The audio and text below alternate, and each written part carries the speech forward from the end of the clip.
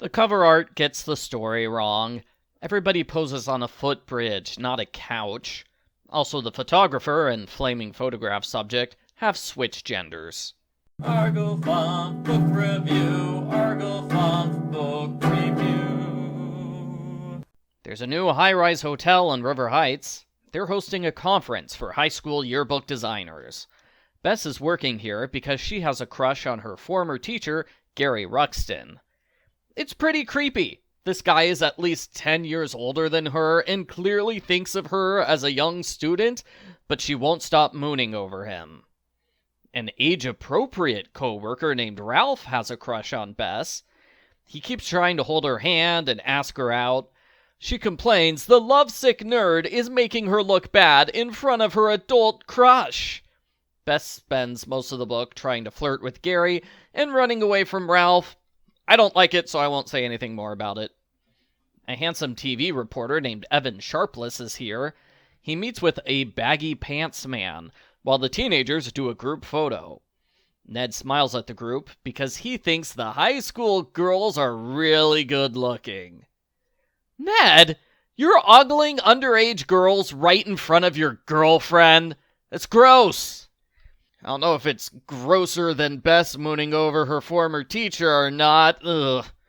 The culprit pushes a trolley down a ramp. It knocks the camera girl into a pool. Ned dives into the water to save her. She is the amazingly beautiful Gina Fiorella. She calls Ned her knight in shining armor. He grins as she tugs on his wet t-shirt. Oh my gosh, you two! Get a room! Actually, that's what they do.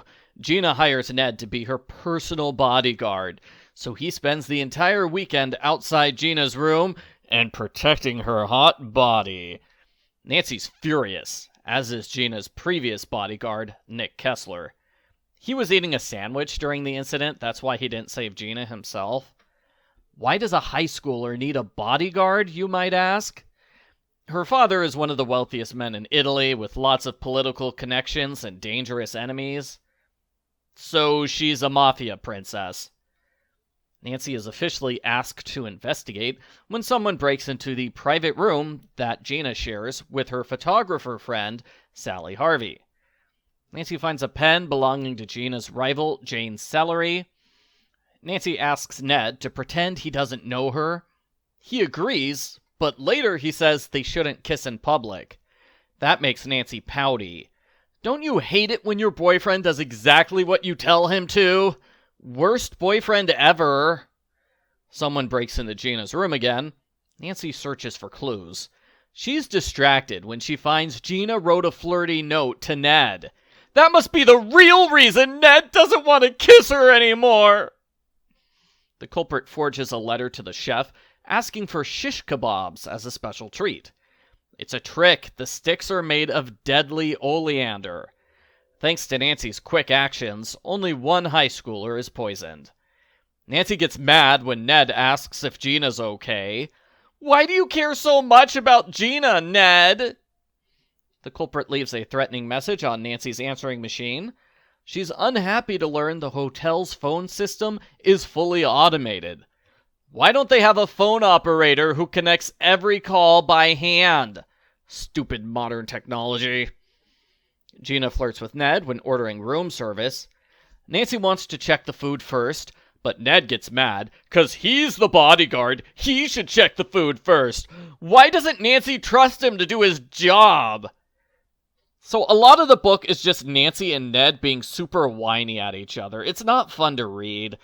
The silly part is that when the food comes, Ned doesn't check it first. He should have, because the culprit put a dead rat in Gina's food. When Nancy tells Ned what to do about the rat, he gets mad at her for bossing him around. The culprit breaks into the room again. This time, they actually do something. They steal Sally's camera and set Gina's clothes on fire. Nancy gives Gina some replacement clothes, and Ned is so happy that he kisses Nancy. You're sending mixed messages here, Ned. All three suspects look suspicious when they sneak around the hotel and purposely avoid Nancy. Nancy oversees Ned with Gina. Gina starts kissing Ned, and he kisses her back. He does not try to stop.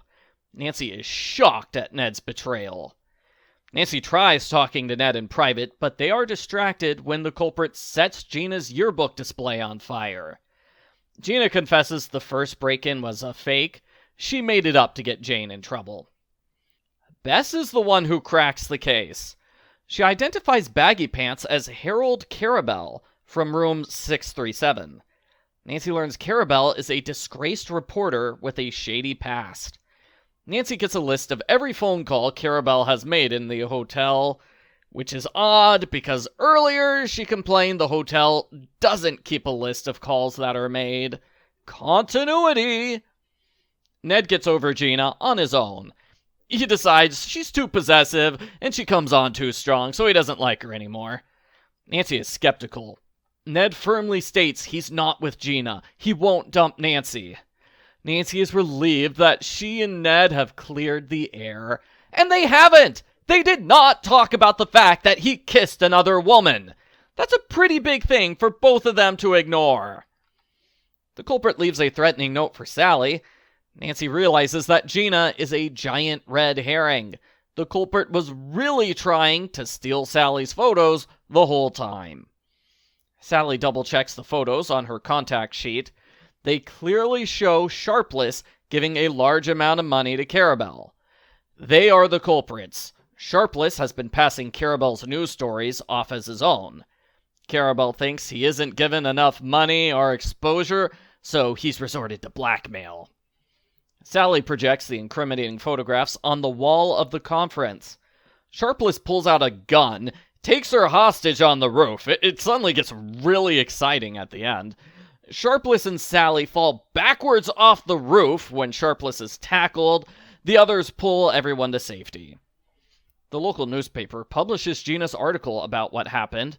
Gina says she and Sally got internships, so they'll return to town next year. No, please, don't.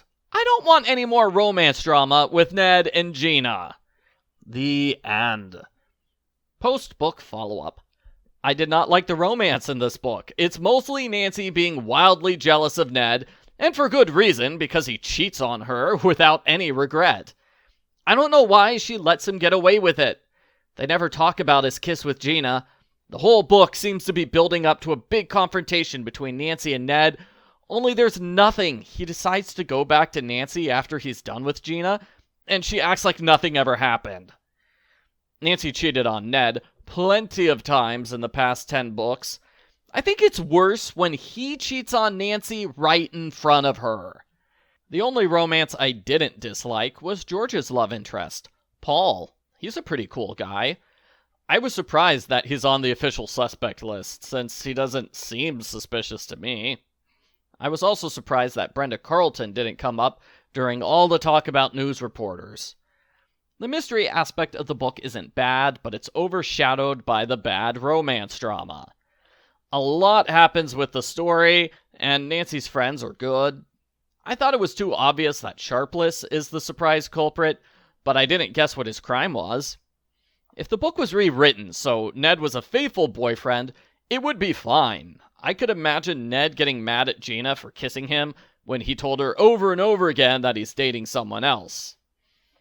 I give Nancy Drew Files number 110, Hidden Meanings, a 2 out of 10.